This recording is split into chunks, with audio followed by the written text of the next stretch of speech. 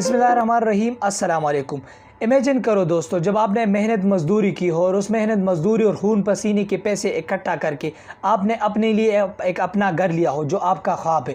उस घर में आप अपनी बीवी बच्चों समेत खुशगवार ज़िंदगी गुजार रहे हो। आपके पास माल मवेशी है, आपके बच्चे स्कूल और मदरसे जाते, आप बहुत ही खुश हो अपनी ज़िंदगी में। लेकिन फिर अचानक हालात बदल जाते और सैलाब आता है। आपके माल मवेशी, आपका घर और आपके घर का सारा सामान पानी में बह जाता है। आप सड़क पर आ जाते हो, आपके सर छुपाने के लिए हेमे तक नहीं होते, आपके सेहत के लिए अद्वियात तक नहीं होते और आपको पीने के लिए साफ़ पानी तक नहीं होती। लेकिन इस सूरत हाल में आप सोच रहे होंगे कि इसके ज़िम्मेदार कौन है।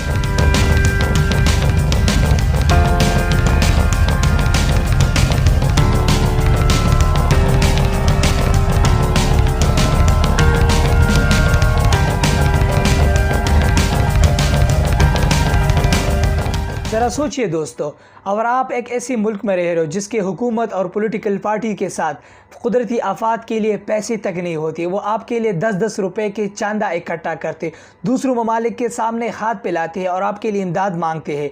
ज़रा सोचिए दोस्तों, जब ऐसे लोग जो अपने जलसों में आप लोगों को पुकारते हैं तो आप लोग उसकी एक आवाज़ पर लब्बैक के नारे बुलंद करते हो, उसके जलसे जुलूस में जिंदाबाद और मुर्दाबाद के नारे लगाते हो।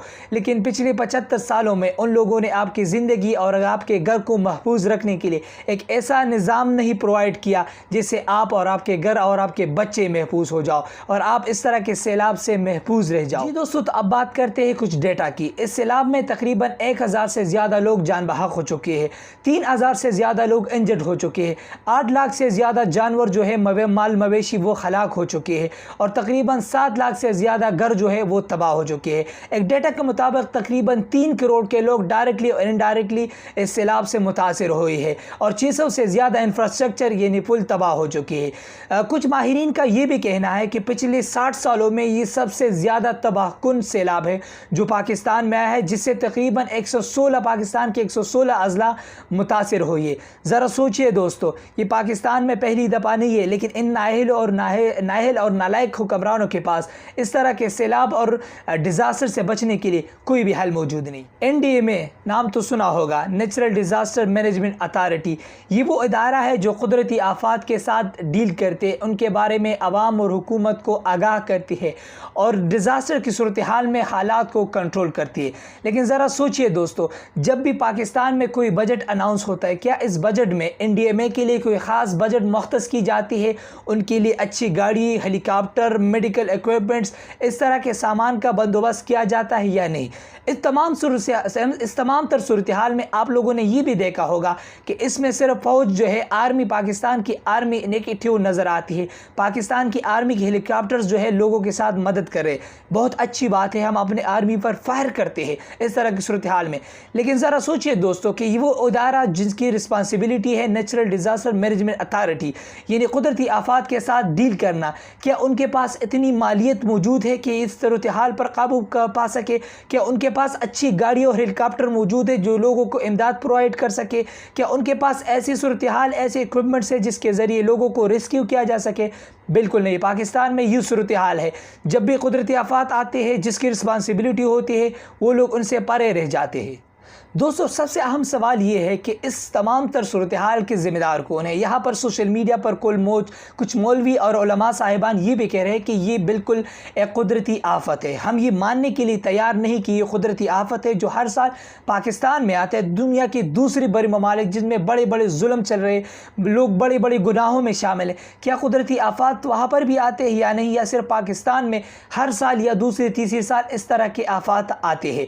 लेकिन ज़रा सोचिए, इस तमाम सूरत हाल के ज़िम्मेदार कौन है? इसके ज़िम्मेदार ना PTI है, ना PMLN है, ना PPP है, ना जुमात इस्लामी वाले हैं। इस सूरत हाल के ज़िम्मेदार तमाम पॉलिटिकल पार्टी से, वो पॉलिटिकल पार्टी जो अभी तक हुकूमत में रही है, जिसने पाकिस्तान में हुकूमत की है, वो नाअहल और नालायक हुक्मरान जिसके पास कोई ऐसा मैनेजमेंट, कोई ऐसा हल नहीं है जिसमें इस तरह सूरत हाल को, इस तरह सैलाब से अपने अवाम को महफूज किया जा सके। पाकिस्तान में मुख्तलिफ डैम्स को बनाने की सोचा किया जा रहा है, लेकिन उस डैम पर काम करना सिर्फ एक ड्रामा है।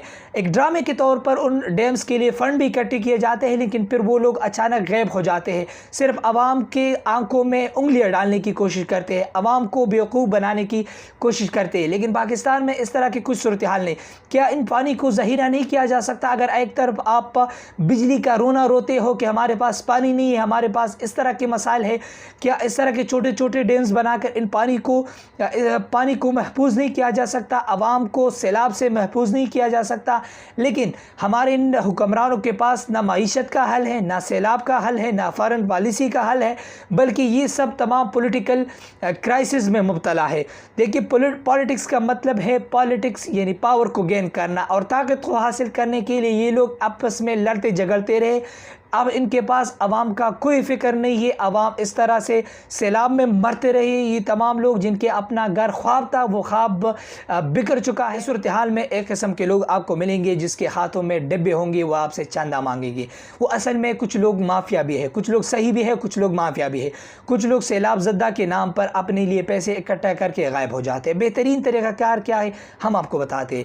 अगर आपके पास पैसे है तो उन पैसों से अगर आप कुछ अशिया लेंगे, पानी, खुराक, कपड़े, लिबास, खेमे, इस तरह के अशिया लेंगे और आप ख़ुद उन कैंप्स में जाकर, उन मुतासर इलाक़ों में जाकर उनको मुहैया करेंगे, उनको फैसिलिटेट करेंगे, तो सबसे बेहतरीन तरीका है। आप पैसे भी डोनेट कर सकते हैं, लेकिन पैसों में ये होगा कि पैसे बर वक्त उनके करामत में नहीं आएंगे। हाँ, हुकूमत उन पैसों से कुछ अशिया लेकर उनकी मदद कर सकती है।